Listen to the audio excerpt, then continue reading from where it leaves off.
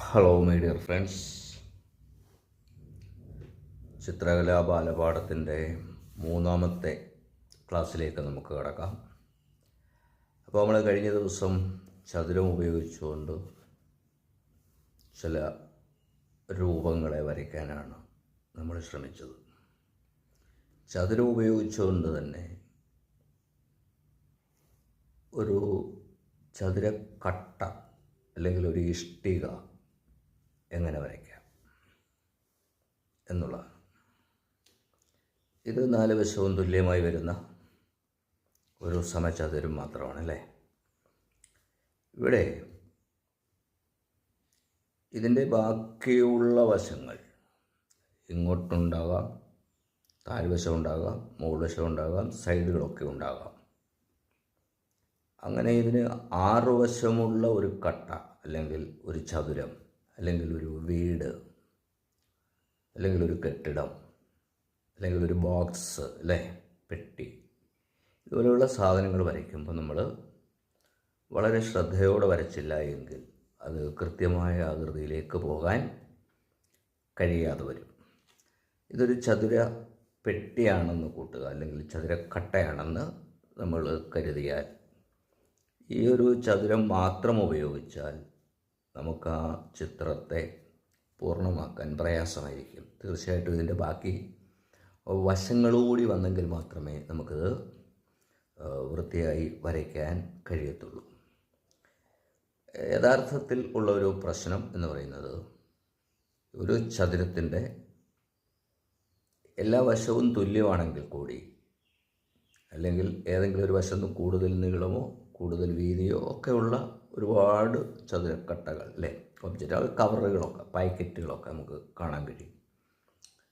അപ്പോൾ ഇതിനെ വരയ്ക്കുമ്പോൾ ഇതിൻ്റെ ഇതേ വലുപ്പമുള്ള ഈ ഒരു വശം നമ്മൾ ഇങ്ങനെ വരയ്ക്കുന്നതിന് ഒരു കാരണവശാലും നമുക്കിതിനെ ഈ നേർരേഖയിൽ തന്നെ മുമ്പോട്ട് കൊണ്ടുപോയാൽ വരയ്ക്കാൻ കഴിയാതെ വരും. ഇതിൻ്റെ ചായ്വ് എന്ന് പറയുന്നത് ഒരു പ്രധാനമായ ഘടകമാണ്. എങ്ങനെയാണിത് ചായ്വ് നമുക്ക് അനുഭവപ്പെടുന്നത്, എങ്ങനെയാണ് നമുക്കിതിൻ്റെ ചായ്വ് വരയ്ക്കാൻ കഴിയുന്നത് എന്നുള്ളതാണ്. ഈ ചായ്വ് എന്ന് പറയുന്നത് വാനിഷിങ് അല്ലെങ്കിൽ പെർസ്പെക്റ്റീവ് എന്ന് പറയുന്ന ഒരു സമ്പ്രദായമുണ്ട്. അതിനനുസരിച്ചാണ് അതിൻ്റെ വാനിഷിങ് വരുന്നത്. എന്ന് പറഞ്ഞാൽ ഇവിടെ നിന്ന് ഇങ്ങനെ ചരിച്ച് ഒരു രേഖ വരച്ചാൽ, ഒപ്പം തന്നെ ഇവിടെ നിന്നും ഒരു രേഖ ചരിച്ച് വരച്ചാൽ, ഈ 2 രേഖകളും കൂട്ടിമുട്ടുന്ന ഈ പോയിൻറ്റിനെ നമുക്ക് വാനിഷിങ് പോയിൻ്റ് എന്ന് പറയാം. വാനിഷിങ്, ഈ വാനിഷിങ് പോയിൻ്റ് ഇങ്ങനെ ഒരു സ്പേസിൽ പോയി കൂട്ടിമുട്ടും. അങ്ങനെ കൂട്ടിമുട്ടുമ്പോൾ ആ ഒബ്ജക്റ്റിൻ്റെ മുകൾ വശം ഈ വരയിൽ തന്നെ ആയിരിക്കും, മേപ്പോട്ട് പോകത്തില്ല. ഇവിടെ നിന്ന് ഇങ്ങോട്ടും അത് ചരിഞ്ഞിരിക്കും. അപ്പോൾ ഈ ചതുരക്കട്ടയുടെ അടുത്ത ഒരു വശം നമ്മൾ വരയ്ക്കുന്നത് ഈ ലെവലിൽ ഇവിടം വരെ ആയിരിക്കും. യഥാർത്ഥത്തിൽ ഇത്രയും തന്നെ നീളമുള്ള വശമാണ് ഇത് എങ്കിൽ ഈ നീളം കൃത്യമായി ഇവിടെ ഉപയോഗിക്കരുത്, മറിച്ച് കുറച്ച് കുറഞ്ഞിരിക്കും, അളവ് കുറഞ്ഞായിരിക്കും ഇരിക്കുന്നത്. കാരണം അത് ദൂരോട്ട് പോകുമ്പോൾ ആ ചായ്വ് അങ്ങനെ സംഭവിക്കും. ഇവിടെ ഈ ഒരു വശം ഇങ്ങനെ ചരിഞ്ഞിരിക്കുന്നു, ഈ ഒരു വശം ഇങ്ങനെ ചരിഞ്ഞിരിക്കുകയാണെങ്കിൽ ഉറപ്പായും ഈ വശം നേരെ നമുക്ക് കാണുവാൻ കഴിയത്തതേയില്ല. അവിടെയും ഇതുപോലെ തന്നെ സംഭവിക്കും. എന്താണ്, ഇവിടെ നിന്ന് ഇങ്ങോട്ടൊരു ചരിഞ്ഞ വര വരും, ഇവിടെ നിന്ന് ഇതിന് പാരലൽ ഇതുപോലെ തന്നെ തിരിച്ചും അങ്ങോട്ടൊരു വര വരും, ഇങ്ങനെ വരും. അപ്പോൾ ഇവിടെ ഒരു പോയിൻ്റ് ഉണ്ടാവും.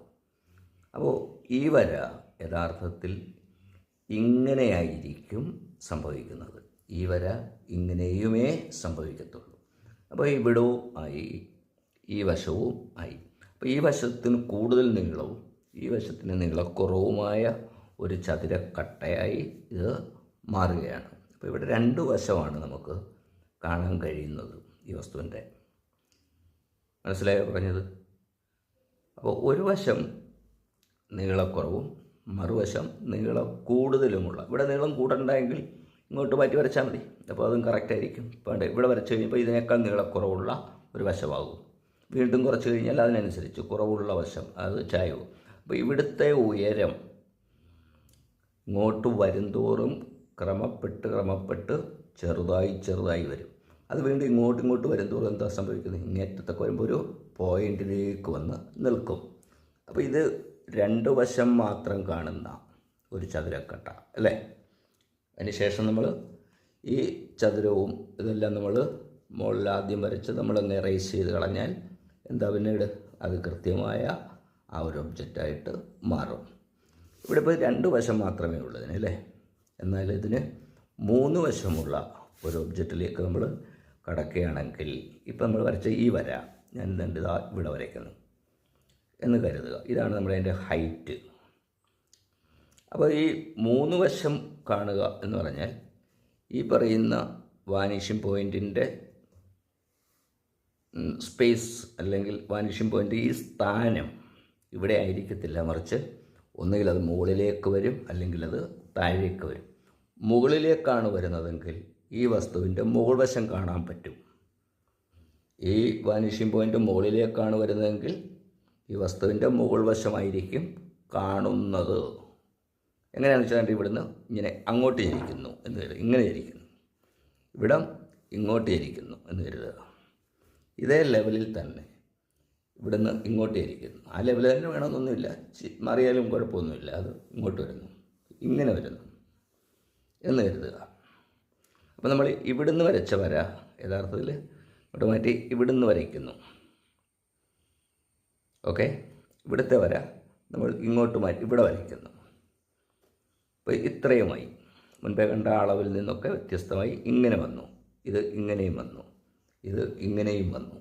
എങ്കിൽ ഈ വന്ന പോയിന്റിൽ നിന്ന് മുൻപേ പോയ ആ പോയിന്റിലേക്ക്, ഈ വാനിഷിംഗ് പോയിന്റിലേക്ക് ഒരു ലൈൻ വരച്ചാൽ നെക്സ്റ്റ് അടുത്ത് ഇവിടെ നിന്ന് ഇങ്ങോട്ടും ഒരു വര വരച്ചാൽ രണ്ട് വരയായി അല്ലേ. അപ്പോൾ നമുക്ക് കണ്ട് ഈ മുകളിലുള്ള ഈ രണ്ട് രേഖകൾ കൂട്ടിമുട്ടുന്ന അത്രയും ഭാഗം ഈ ഒബ്ജക്റ്റിൻ്റെ മുകൾ വശമായിരിക്കും. പറഞ്ഞത് മനസ്സിലായോ? അതായത് ഇങ്ങനെ ഒരു വര വരയ്ക്കുന്നു, ഇവിടെ നിന്ന് ഈ വരയ്ക്കും കുറച്ചും കൂടി മുകളിലേക്ക് ദൂരം മാറി. ചെറുപക്ഷെ നമ്മുടെ വരയ്ക്കുമ്പോൾ നമ്മുടെ പേപ്പറിനൊക്കെ വെളിയിലായേക്കാം അതിൻ്റെ വാനിഷിംഗ് പോയിൻ്റ്, അങ്ങനെയൊക്കെ സംഭവിക്കാം. അത് ഇങ്ങനെ വരയ്ക്കുന്നു. ഇതിൻ്റെ ഈ വശം എത്ര വേണോ ആ വശം നമ്മൾ അടയാളപ്പെടുത്തുന്നു. തിരിച്ചിവിടുന്ന് അങ്ങോട്ടും വരയ്ക്കുന്നു, ഇങ്ങനെ അങ്ങോട്ട് പോകുന്നു, ആ രണ്ടും കൂടി കൂട്ടിമുട്ടുന്നു. അതിനുശേഷം നമ്മൾ ഇവിടുത്തെ ഇങ്ങോട്ടുള്ള വീതി എത്ര വേണോ അത് നമ്മൾ ആവശ്യത്തിനെടുക്കുന്നു. അപ്പോൾ ഇതിനേക്കാൾ ചെറിയ ഉയരമായിരിക്കും ഇവിടെ വരുന്നത്, ഇതിനേക്കാൾ ചെറിയ ഉയരമായിരിക്കും ഇവിടെ വരുന്നത് അല്ലേ. എന്നിട്ട് നമ്മൾ ഈ പോയിന്റിൽ, ഈ മുട്ടിയ പോയിന്റിൽ നിന്ന് മുൻപേ പറഞ്ഞ ആ വാനിഷിംഗ് പോയിന്റിലേക്ക് വരയ്ക്കുന്നു. തിരിച്ചിവിടെ നിന്ന് ആ പോയിന്റിലേക്ക്, മുമ്പേ കണ്ട ആ പോയിന്റിലേക്ക് തന്നെ വരയ്ക്കുന്നു. അപ്പോൾ ഈ രണ്ട് രേഖകളുടെയും ഇടയിൽ വരുന്നത്, ഈ രണ്ടുകൂടെ കണക്ട് ചെയ്യുമ്പോൾ ഇവിടെയാണ് ഒരു പോയിന്റ് വരുന്നത്. അതാണ് ഇതിൻ്റെ നേരെ ഓപ്പോസിറ്റുള്ള വശമായി നമുക്ക് എടുക്കാൻ കഴിയുന്നത്. ഇതൊരു ചതുരം വരയ്ക്കുക എന്ന ലക്ഷ്യമല്ല സത്യത്തിൽ. ഈ ഒരു തിയറി നമ്മൾ എല്ലാ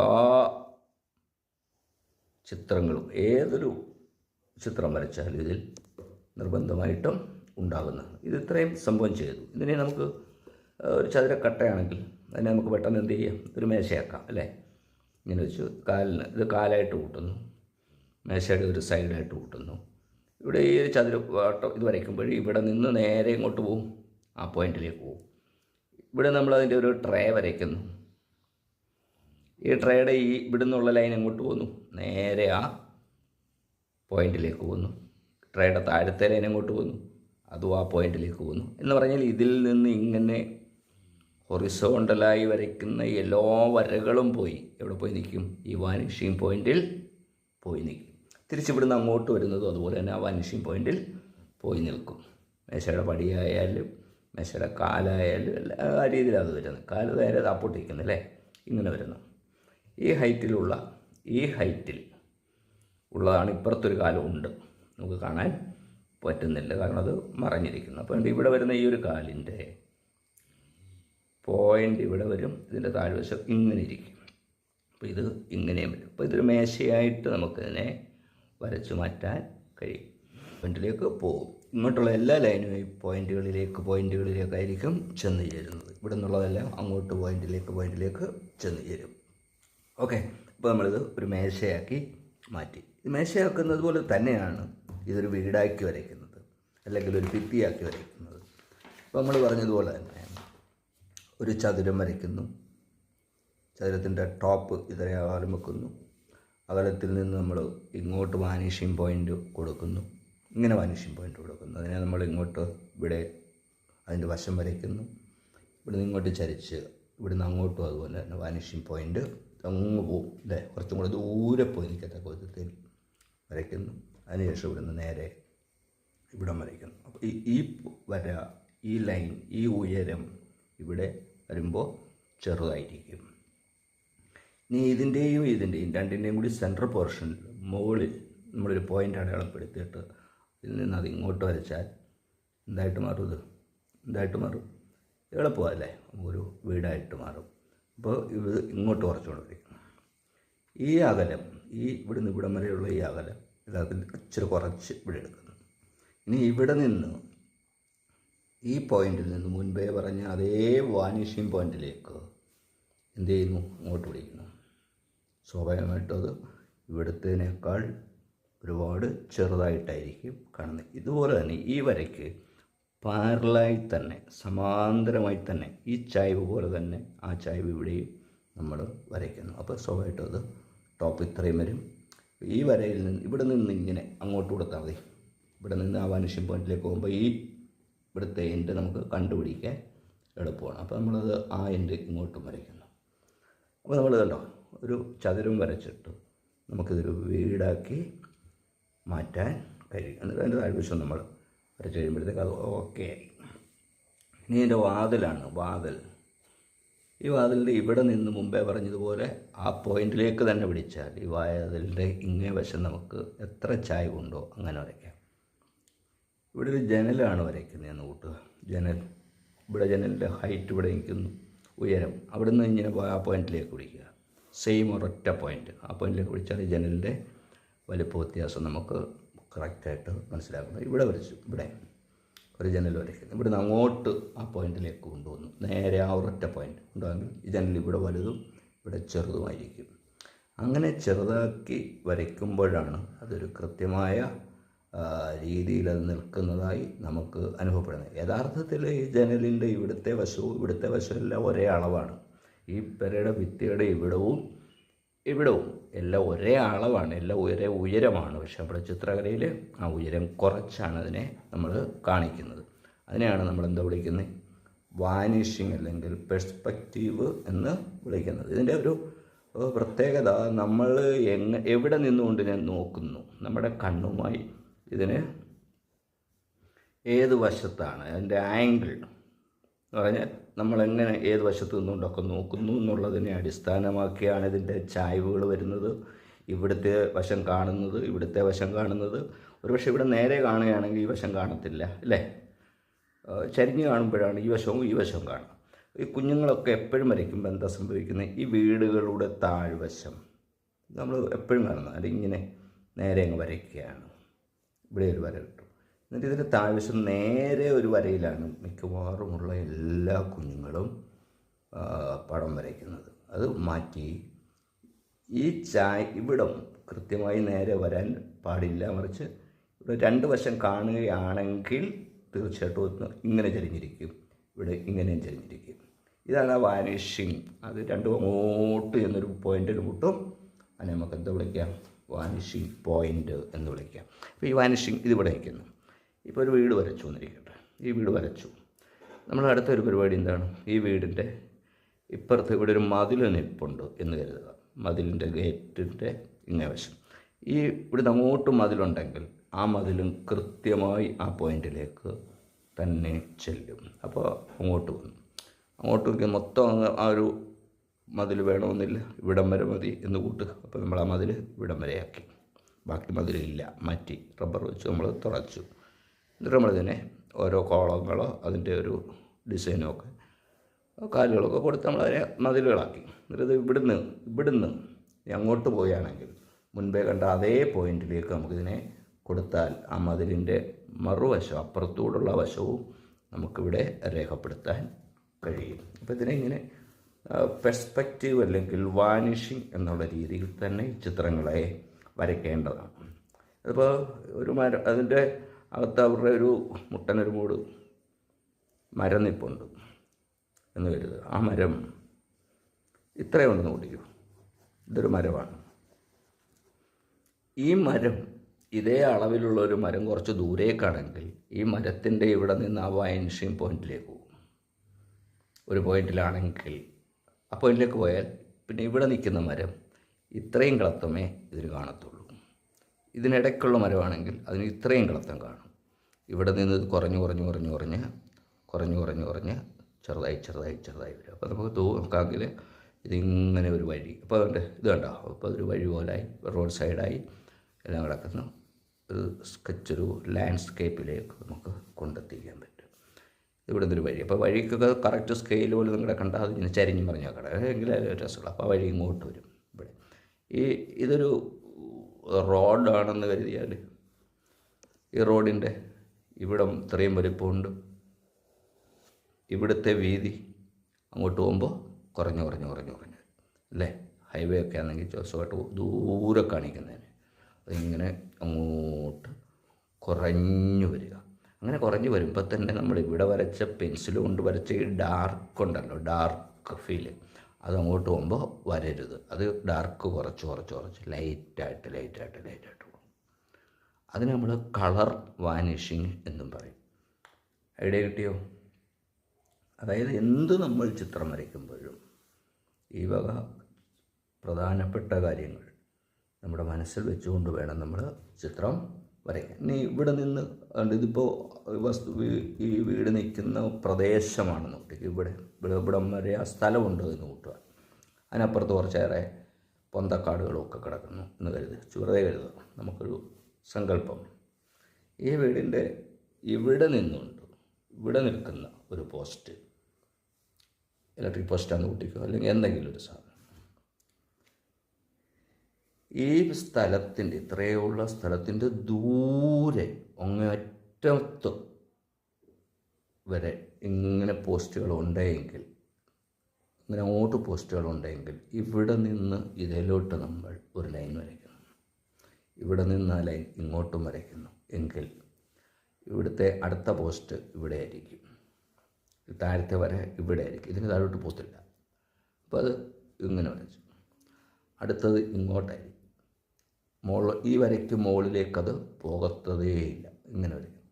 അടുത്തത് ഇങ്ങനെ ആയിരിക്കും, ഇങ്ങനെ ആയിരിക്കും. കണ്ടോ, അത് ഇവിടെ നിന്ന് അങ്ങോട്ട് പോയി കഴിഞ്ഞപ്പോഴത്തേക്ക് ഭയങ്കരമായിട്ട് ദൂരേക്ക് പോകുന്നത് പോലെ, ഒരുപാട് ദൂരേക്ക് പോകുന്നത് പോലെ നമുക്ക് ഈ ചിത്രത്തിനെ വരച്ചെടുക്കാൻ കഴിയും. സാധാരണ കുട്ടികളൊക്കെ പടം വരച്ച് പഠിക്കുമ്പോൾ അവർക്കത് ദൂരേക്ക് പോകുന്നത് എങ്ങനെയാണ് എന്ന് വരച്ച് അവതരിപ്പിക്കാൻ വലിയ പ്രയാസമാണ്.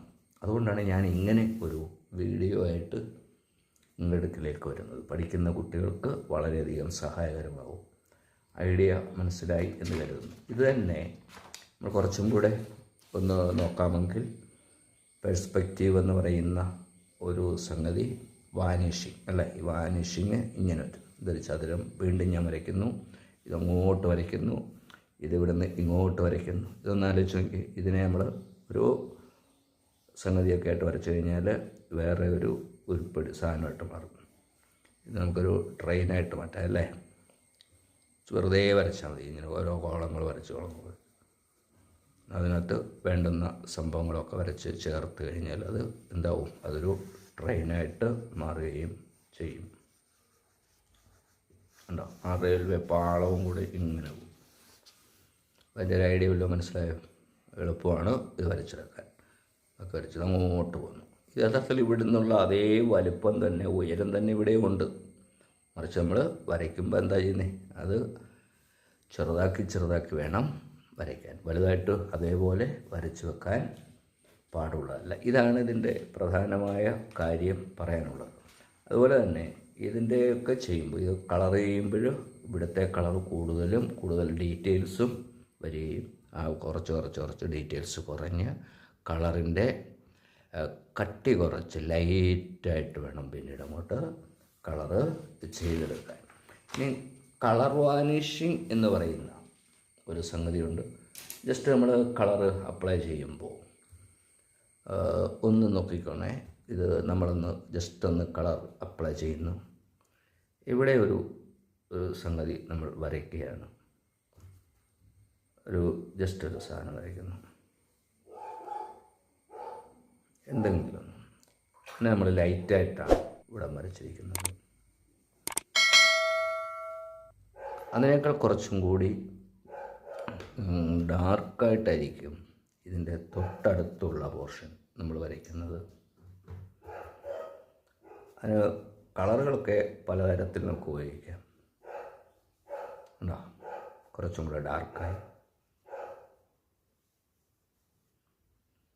വീണ്ടും ഒന്നുകൂടെ കുറച്ചും കൂടെ നിയറസ്റ്റ് പോയിന്റിലേക്ക്, കുറച്ചും കൂടെ അടുത്തടുത്ത് വരുന്ന പോയിന്റിലേക്ക് വരുമ്പോൾ അത് കുറച്ചും കൂടി ഡാർക്കായിട്ട് വരും. ഇതിനേക്കാൾ കുറച്ചും കൂടെ വലുപ്പവും കൂടുതലായിട്ട് വരും, വലുതായിട്ട് വരും. ഓക്കെ,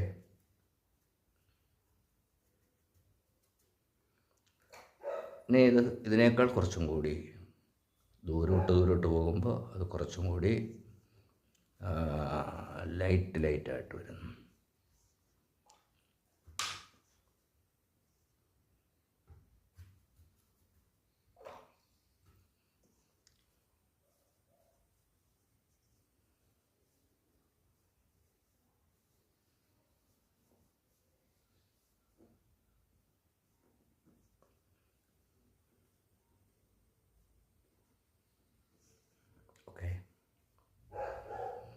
നമ്മൾ ഉദ്ദേശിക്കുന്നത് ഇതൊരു മരമാണ് എന്ന് കരുതുക.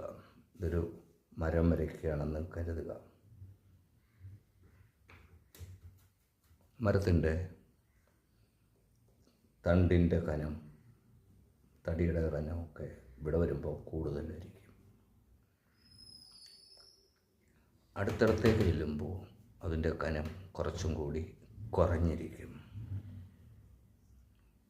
ഇതിനേക്കാളും ഡാർക്ക് കുറച്ചും കൂടി കുറഞ്ഞു വരണം. അതിൻ്റെ വണ്ണവും കുറച്ച് കുറയും. അതിനേക്കാൾ കുറച്ചും കൂടി കുറവായിരിക്കും ഇതിൻ്റെ കനമെന്ന് പറയുന്നത്.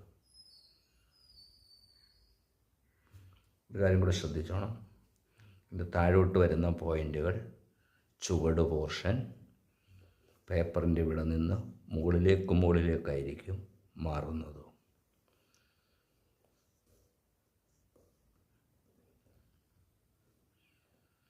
വളരെ നൈസായിട്ട് പോകും. പിന്നെ ഒന്നും കാണാൻ പറ്റത്തൊന്നുമില്ല, ഉണ്ടെന്നൊരു തോന്നൽ മാത്രം. ഓക്കെ, അതിൻ്റെ ഒരു ഷെയ്ഡ് ഇങ്ങോട്ട് കിടക്കുന്നു. ആ ഷെയ്ഡ് പോലും എന്താ സംഭവിക്കുന്നത്? കുറച്ച് ലൈറ്റായിട്ടായിരിക്കണം അങ്ങോട്ട് പോകുന്നത്, ചെറുതായി. ഇപ്പം നോക്കിയാൽ ഇങ്ങനെ ദൂരേക്ക് പോകുന്ന കുറേ മരങ്ങൾ ഇങ്ങനെ നട്ടു വെച്ചിരിക്കുന്നത് പോലെ നമുക്ക് അനുഭവപ്പെടും. അപ്പോൾ നമ്മൾ ശ്രദ്ധിക്കേണ്ട ഇതാണ്, അടുത്തുള്ളത് വളരെ ഡീറ്റെയിലായിട്ട്, ഒരുപക്ഷെ ഈ മരത്തിൻ്റെ ഇലകളൊക്കെ കുറച്ചും കൂടെ ഡീറ്റെയിലായിട്ട് കാണാൻ കഴിയും. അത്രയും ഡീറ്റെയിലായിട്ട് ഈ മരത്തിൻ്റെ ഇലകൾ കാണണം എന്നില്ല. അപ്പോൾ ഈ തടിയിലുള്ള ഡിസൈൻ, അതിൻ്റെ പുള്ളികൾ അല്ലേ, അതിൻ്റെ കട്ടിങ്ങും വളവും തിരിവും, അതിൻ്റെ ലൈറ്റും ഷെയ്ഡും എല്ലാം ഏറ്റവും അടുത്ത് വരുമ്പോൾ എന്താ സംഭവിക്കുന്നത്? കുറേയേറെ ഡീറ്റെയിലായിട്ട് നമ്മൾ വരയ്ക്കേണ്ടതായിട്ട് വരികയും കൂടുതൽ അപ്ലൈ ചെയ്യുകയും ചെയ്യും. മറിച്ച് ഇത് ദൂരോട്ട് പോകുമ്പോൾ സ്വാഭാവികമായിട്ടും അത് കുറച്ച് അതിൻ്റെ ഡീറ്റെയിൽ കുറയുന്നു, അതിൻ്റെ വണ്ണം കുറയുന്നു, ഉയരം കുറയുന്നു, അതിൻ്റെ കളർ കുറയുന്നു. അതിനെയാണ് നമ്മൾ എന്താ പറയുന്നത്? കളർ കുറയുമ്പോൾ അതിനെ നമ്മൾ കളർ വാനിഷിങ് എന്ന് പറയുന്നു. ഓക്കെ, ഐഡിയ കിട്ടിയല്ലോ. ഇത് പല കളറിൽ പലതരത്തിൽ ഒക്കെ ചെയ്യാം. നീലയൊക്കെ ഉപയോഗിച്ച്, പച്ച ഉപയോഗിച്ച്, പല കളറിൽ നമുക്കതിനെ ദൂരേക്ക് വരച്ചെടുക്കാൻ കഴിയും. ഇതാണ് വാനിഷിങ് എന്ന് പറയുന്നത്. ഇത് തന്നെയാണ് ഈ ആകാശം അതിൻ്റെ തന്നെ ഒരു വഴി വരയ്ക്കുമ്പോഴും നമുക്ക് മനസ്സിലാക്കാൻ കഴിയുന്നത്. വളരെ ലൈറ്റായിട്ട് ഇവിടുന്ന് ലൈറ്റായിട്ട് വരയ്ക്കുന്നു, ആ വഴി ഇങ്ങോട്ട് വരുന്നു, അടുത്തടുത്ത് വരുമ്പോഴത്തേക്കത് കുറച്ചും കൂടെ ഡാർക്കാക്കി നമ്മൾ വരയ്ക്കുന്നു. അപ്പോൾ ദൂരെ പോകുമ്പോൾ അത് ലൈറ്റായിട്ട് പോവും. ദൂരെ ഉണ്ടോ, വെറും ജലം കൂട്ടി, വാട്ടർ കളറാണെങ്കിൽ ജലം കൂട്ടി വരയ്ക്കുക. അക്രിലിക്കോ അതുപോലുള്ള കളറുകളാണെങ്കിൽ അതിനകത്ത് കൂടുതൽ വൈറ്റ് ഉപയോഗിച്ചുകൊണ്ട് നമ്മളതിനെ വരച്ചു കിടക്കും. ഐഡിയ കിട്ടിയല്ലോ. ഇങ്ങനെയാണ് നമ്മൾ എന്ത് ചെയ്യുന്നത്, ലാൻഡ്സ്കേപ്പുകൾ ചെയ്യുമ്പോഴൊക്കെ നമ്മൾ ശ്രദ്ധിക്കുക. ലാൻഡ്സ്കേപ്പ് എന്നല്ല, ഏതൊരു മുമ്പേ നമ്മൾ പറഞ്ഞില്ലേ, ഒരു മേശ വരയ്ക്കുമ്പോൾ, ഒരു ഡെസ്ക് വരയ്ക്കുമ്പോൾ, എന്ത് വരച്ചാലും നമ്മളതിനെ ഇത്തരത്തിലുള്ള ഒരു സംഗതി കൂടി ഉണ്ട് എന്ന് അറിഞ്ഞുകൊണ്ട് വേണം ചിത്രങ്ങൾ വരയ്ക്കാൻ. ഓക്കെ, നമുക്ക് ഇതിൻ്റെ അടുത്ത ഭാഗം തൊട്ടടുത്ത ദിവസം ഇതുമായി ബന്ധപ്പെട്ട കൂടുതൽ കാര്യങ്ങളിലേക്ക് നമുക്ക് അടുത്ത ദിവസം കിടക്കാം. അപ്പോൾ ഈ വീഡിയോ കണ്ടുകൊണ്ടിരിക്കുന്ന മുഴുവൻ പേരും ഇതൊന്ന് ഷെയർ ചെയ്യുക, ഒന്ന് ലൈക്ക് ചെയ്യുക, അതുപോലെ തന്നെ നിങ്ങളുടെ അഭിപ്രായങ്ങൾ, നിർദ്ദേശങ്ങളൊക്കെ അറിയിക്കുകയും ചെയ്യുക. Okay, thank you.